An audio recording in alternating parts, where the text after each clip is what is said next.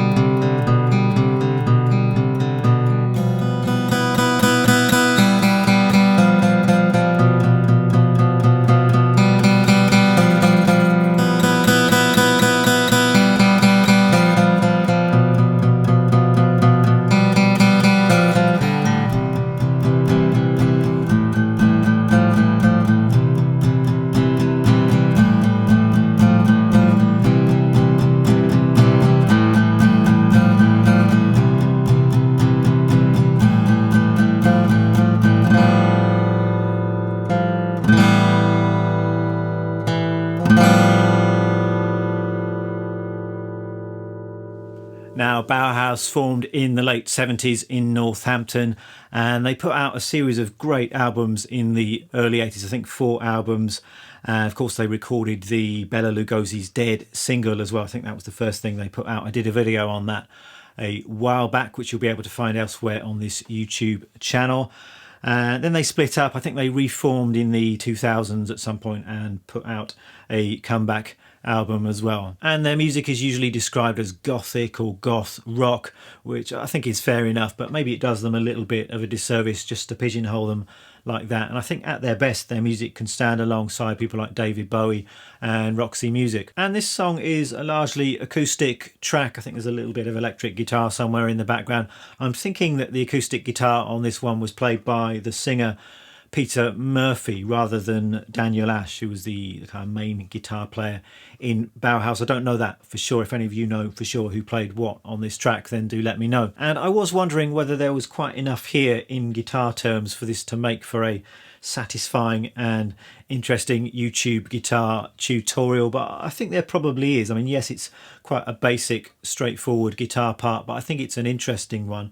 But we're not talking about virtuoso guitar playing here. I think the kind of approach you hear on this track is a kind of unschooled, more of a kind of art school approach, I suppose, to the instrument. The guitar is being used as a tool to express feelings and to write a song. It's not about spending years working on your technique and chops. And in the UK we call that kind of thing a muso approach to the guitar, where it's very precious and you want to kind of show all of your skills whenever you pick up the guitar. But in many ways I'd rather listen to something like this, where it's just a bit more raw and primitive. That kind of art school approach is preferable to the muso thing most of the time, if you ask me. But anyway, let's get started. I'll show you how to play this song. I'd say we're probably in the key of C for this tune, and the introduction starts like this.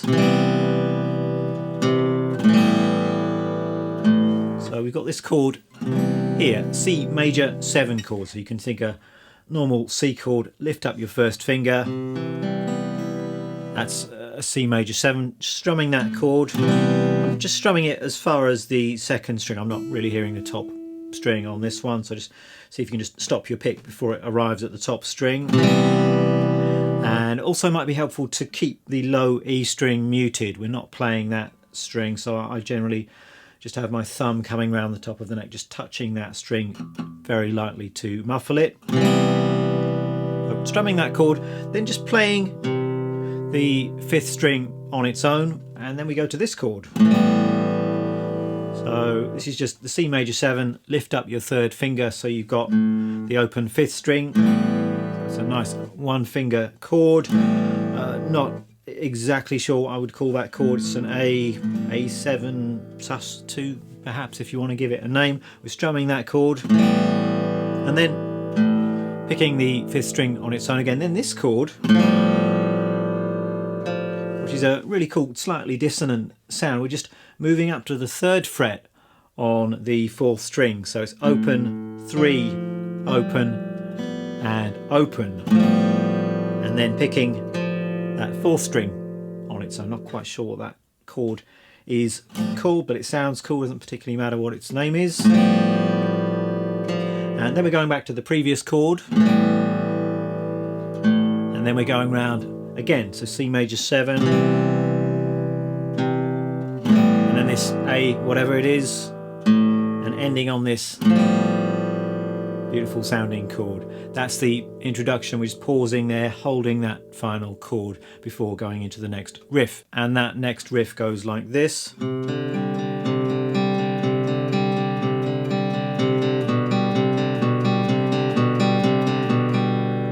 Love this riff. And we're starting with our 3rd finger on this C note, like in the C major 7 chord, so 3rd fret on the 5th string, and then we've just got the open 4th and 3rd strings as well, and we're arpeggiating this chord shape, so picking the notes in this chord separately, and the pattern is this. So in terms of string numbers here, it's 5, 4, 3, 4, and then I'm just repeating that.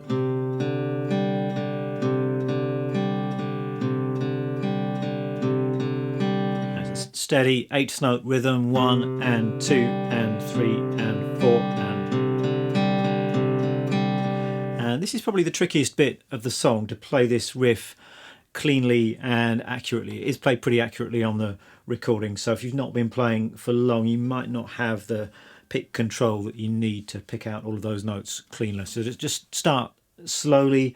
I would recommend that you pick this down, down, up, up, down, down, up, up. That seems to work well for me. It sort of helps this riff flow. I mean, looking at live footage where you see Pete Murphy playing it, he's actually playing it all with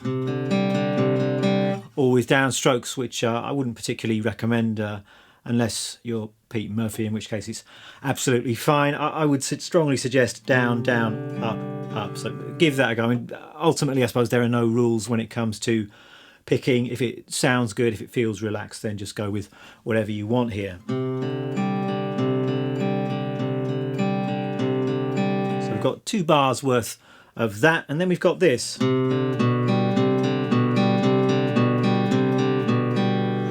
So I'm changing from 3 to 2 on the 5th string, and then we've got some open strings in there as well. So we start off with this 3rd fret note, and then we've got an open 4th string, and then we're changing to fret 2, and we follow that with an open 3rd string. So the picking there, string 5, 4, 5, 3. And the picking directions I would recommend there are down, up, down, up.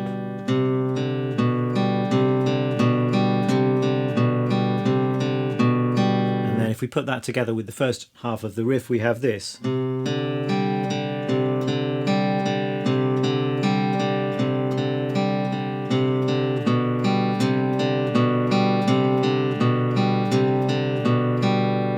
a bit faster.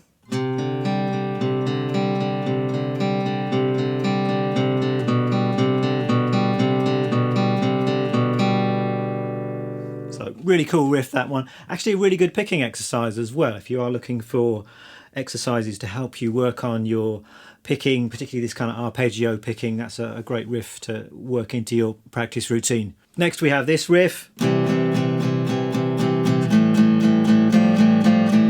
I suppose this is the main riff of the tune. It's played during the verse section and the end section as well, and it's based on this C major 7 chord once again. Here I'm just really just hearing 3 strings, so strings 5, 4 and the open 3rd string. Just playing 8 notes here, all downstrokes for this bit I think works best. Then lifting up the 3rd finger, so similar to the chord that we had in the introduction, but I'm really just playing 3 strings again here.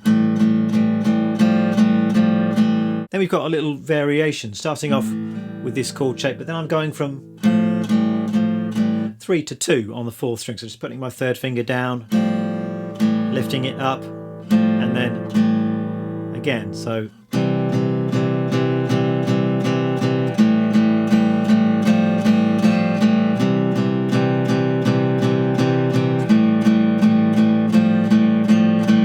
and that's the riff you can hear during the verse of the song. Then we've got this arpeggio bit once again. And then we've got the oh section. And during that, he's playing this.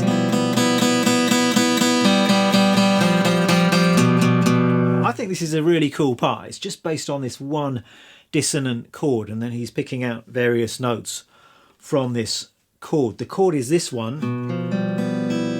So not playing the 6th string, but I've got 2 on the A string, then 3, open, open, and open. So again, not exactly sure what the name of that chord is, but you know, the way these songs are probably written, you just put your fingers down, find something that sounds cool, and that's what gets into the song.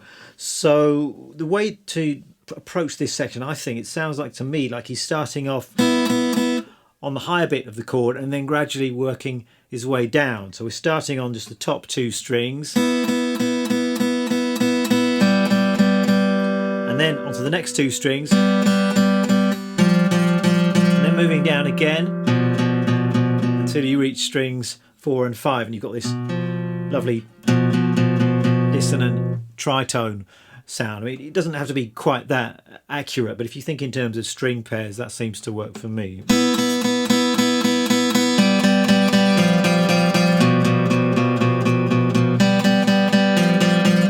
And then we're just moving up to strings 2 and 3, and then 3 and 4 again. So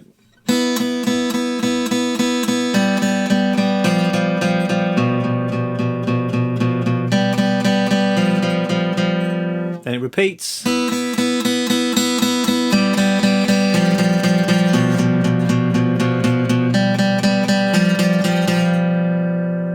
Don't need to worry about being too accurate with that. Sometimes I'm hearing 2 or 3 strings, sometimes it's just a single note, but that's the basic approach I think on that section. And in terms of the acoustic guitar parts, there's not much more to it. I think it goes around for another verse, there's another O section, and then the final bit of the tune, the outro, the chorus, the O to be the cream bit is just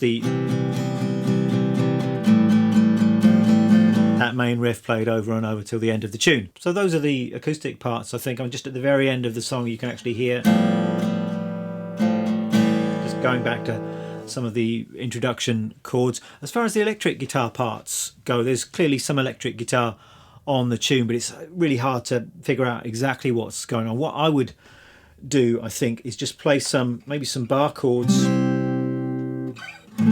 It sounds like a C going to an A major, but it's very reverby, so it's right back in the mix. So if you've got a reverb pedal, maybe crank the reverb right up, and if there's a mix control, you can turn it so it's just reverb that you're hearing. You're not really hearing any of the direct guitar signal. Then you've got that very kind of ambient sound. So give that a try, and I think you'll get close to some of those electric guitar textures that you're hearing on this tune. The gear that I'm using in today's video is not really much to say, but I'll tell you anyway. The guitar is a Martin 0015M, and that's it. I mean, the pick I'm using, Fender Heavy, Well, that's it for this week's video. Tab is going to be up on the Patreon page for those of you who are interested. Would you like to see more goth content on this channel? If so, let me know in the comments which kind of artists and songs you'd like to see me do. Thanks very much for watching. See you next time.